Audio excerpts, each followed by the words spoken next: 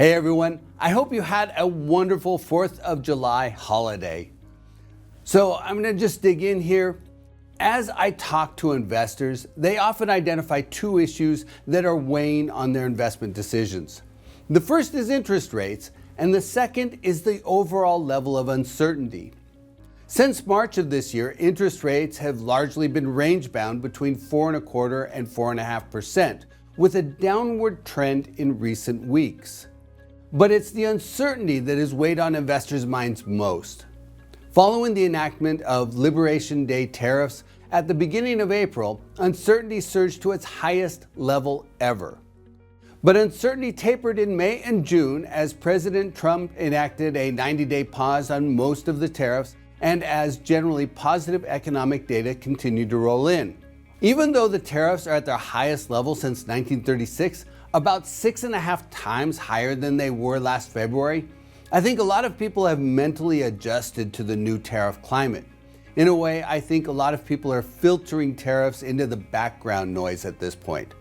But in the coming weeks, we may see a resurgence of uncertainty as the 90-day pause on tariffs expires and as the implications of the new tax bill become more apparent. Although some tariff deals have been made, one with the UK and a loose agreement in principle with China, tariffs are still elevated.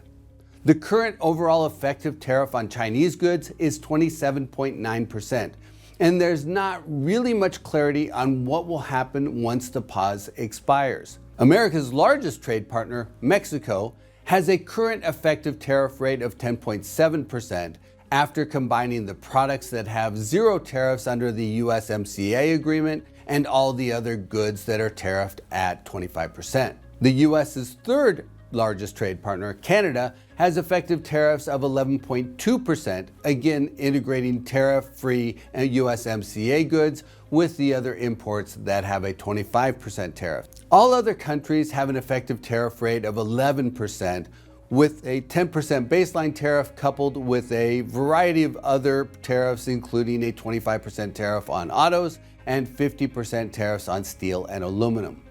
But when the 90-day pause ends on July 9th, all of the tariff policies could change again. Most economists anticipate that the tariff rates will continue unchanged.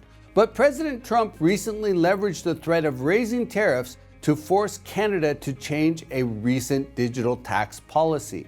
So while the baseline scenario is for tariffs to remain where they are, it's entirely possible that they could be changed on short notice.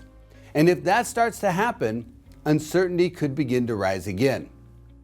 With regard to the new tax bill, which was hammered through the Senate in marathon sessions all of last week, including a tie-breaking vote in the Senate by Vice President J.D. Vance, there could be a lot of implications.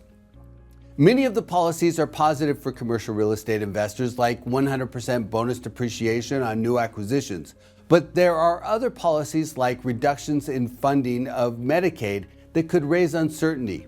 In addition, this bill went through Congress at lightning speed, so there will undoubtedly be some facets that need additional interpretation.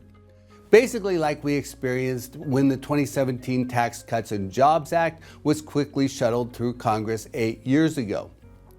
That means there will likely be a lack of clarity on some facets of the new tax laws, but whether this will be a significant challenge or not remains to be seen. And finally, the new tax bill will further increase the U.S. budget deficit by an estimated $3.3 trillion over the next decade. And as part of that, Congress has raised the U.S. debt ceiling by $5 trillion. That means more treasuries will be issued over the next few months, which could put upward pressure on treasury rates. As I mentioned earlier, the 10-year treasury has come down in recent weeks to the 4.25% range. If the government follows its April projection, $554 billion of treasuries will be issued in the next 3 months. But since the debt ceiling has been raised, the issuance could be greater than that. And if the Federal Reserve and foreign investors continue to draw down their treasury holdings, buying fewer of the treasuries, the issuance could put upward pressure on interest rates.